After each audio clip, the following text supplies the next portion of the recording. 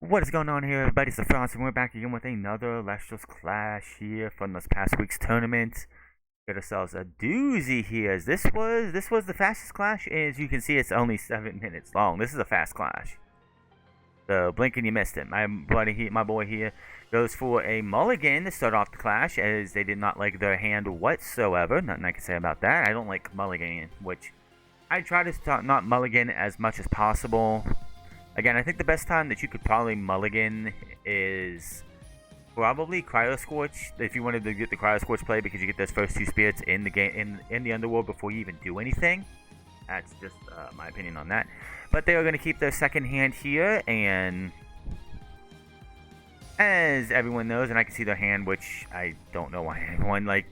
Make sure not to have your hand near your camera. They're going to play everyone's favorite. You love him. You know it. The Ash Rabbit, the Stellar one at that. Which I would really love to see a reprint of Stellar Ash Rabbit, because I do like the card and the art. It's just so dark that you can barely even tell where Ash Rabbit's at. It just blends in so much. And with Ash Rabbit Stellar being a face of the Celestials Clash coming out, Kickstarter coming out, I hope that maybe they'll do a reverse Stellar version or something for everybody. Because honestly, best card in the game, and I think everyone should get to have at least 1 or 2 copies of Stellar Ash Rabbit. That's just me. So, they got their first card down, they got their first card out. Now, this is going to be a very interesting play here, as they're going to play Zeus, and I'm like, suddenly here, why are they going to play Zeus? Well, they do put 2 on it. Very interesting play, as they are going to take the thing from that 2-place circle of the sky. They are going to then Nexus from Zeus onto Ash Rabbit to proc its ability. They will get the draw for Circle the Sky first, and then they will get the 3 looks again. Very cool play. Never thought of that in like ever. I'm sure it happened in the Elestriad. The only thing I took from the Elestriad you'll see here in this clash here, which is my favorite play, and with the new limited list of Resting Under Laurels is going to become such a much more easier thing to do. And much more fruitful adventure to do. But they do get their second card there. So that was a really cool play right there. I've never thought about doing that especially for a Strabbit. That's probably a really good play. So here we are here. They're going to set 2 cards, and that is their turn. They are dropped themselves down to 14 spirits coming out of that. So, my turn, I put 1 card face down. I like the starting play so much that I'm going to play my own Ash Rabbit in defense position. Not the Stellar one, it's in my deck, but I didn't draw that one. I'm going to look to top 3 cards in my hand. My deck, I should say. Put 1 in my hand, as you know.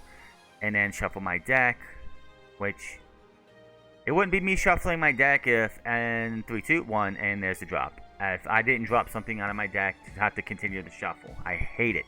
I absolutely hate it. I like these matte sleeves, but they are slippery. So I also put a second one face down. And I end my turn because I have nothing else left to play. 19-14 right now. So this clash is pretty even right now. It's neither here nor there. They are going to play a Toxion to burn me for 1.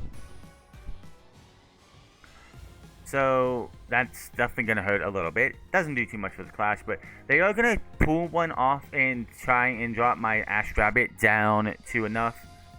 As it is in defense position, it goes -2, -2, or -3, -3. They are going to attack, but I'm going to be forced to play a Gorgon's Gaze to prevent that attack, because if that would have happened and went through, then they would have been able to have a free reign to hit me for another spirit, which I don't need. And that is the end of their turn, because they really got nothing else to do. I draw. And on a cast, as you know, after I figure out, I want to definitely keep my Fire Spirits, so I'm definitely going to play my other ones, and I'm going to play Helios Chariot Ride, preventing them from playing any runes this turn.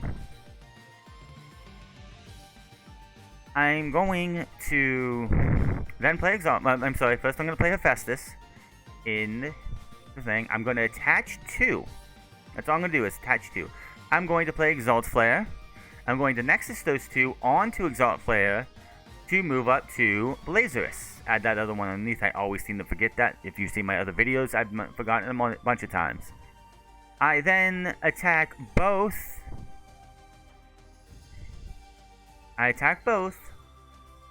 Destroying both Celestials on the field, burning them for 6 spirits, as there are 4 underneath of Blazerous right now. And Blazerous is got 3 spirits different than both Celestials who are in attack position. So that's 6 spirits right there. Now that they're free and reign and open, I am also going to ascend into Trifernal. I forgot to put him in attack position he was supposed to be.